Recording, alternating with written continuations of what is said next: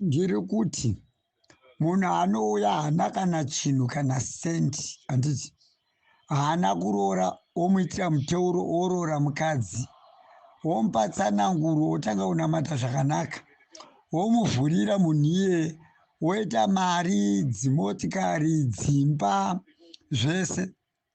Wouya futi womushandira svika kutenga mabhazi, womuvhurira makondirakt kuti $500,000. But munhu iye haambofunga kuzvokuti zviri nanditengere muprofiti motikari 1 anoita motikari dzodarika kuita 10 kana kuti 6, but muprofiti ari kumuitira zvinhu haagoni kujusa motikari yaanenge achidhiraivha ikapera petro anidira petro, but muprofiti ari kumushandira haagoni kuti amupewo kana motikari 1 pamotikari 6. Kana kumupa mari chaicho fa pa$500,000 ungatadza kupa munhu kana 100,000 chaiyo, 100,000 chaiyo kuti madziba kumufadza munhu. Then you keep on coming to me uchiti he baba uda kushandirwa, unokuudza kuti kunyarara kusazvitaura, unofuudza kuti am I happy? Kana wari wadhaiferwa kuti vaprofiti vakaipa, unokuudza kuti ungatenge prazi, wotenga dzimotikari, wotenga chii from my sweat inini ndichikunamatira iwewo pasina kana chinhu 1 chaunowana. Then izvo zvako zvese zviri kufamba wotenga dzimba, muchindisweresa ndiri mudondo, muchinditaura inini, muchindi zvinhu zvemahara. Ndosaka muchiona muchirwa madhaifero. You don't think you are stupid vanhu imimi, vana vembwa. Munzwa izvozvo, hamufunge. Ajendi chaiyo wokubasa kwako ukasamupa mari, ajendi iye haakupe basa next time. Unzwazvo, inini profiti ndinoda kuti ndirambe ndichikoshandira mahara, hamutenge chinhu kana motikari kana chii. You don't think.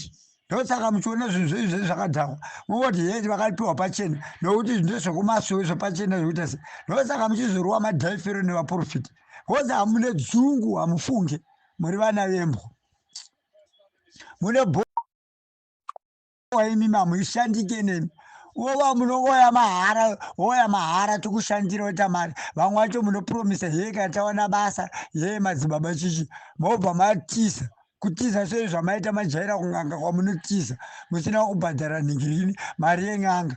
Mopedzisira manje maakuteerwa nini, maakuuya kuvaprofiti futi, maakuvanyepera, maakushandirwa mahara, munongoda zvinhu zvemahara chete, matsotsi.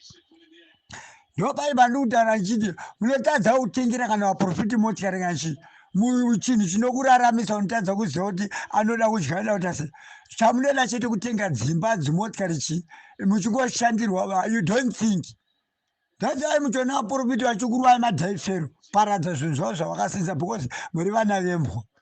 You don't think. Unoda kushandisa munhu ndiokama neweni, ndiri mwana wamai vako iwe, uri mwana wangu. Unonipedzera nguva yangu uchipinda mudondo uchiva uchipfugama uine nhamo dzako, ndakuyeresa apa wakundodya mari iyeyo wegani, kundodya mari iyeyo wegani, hauchada kufunga vaprofiti. Toda kutaura chokwadi, muri vana vembwa.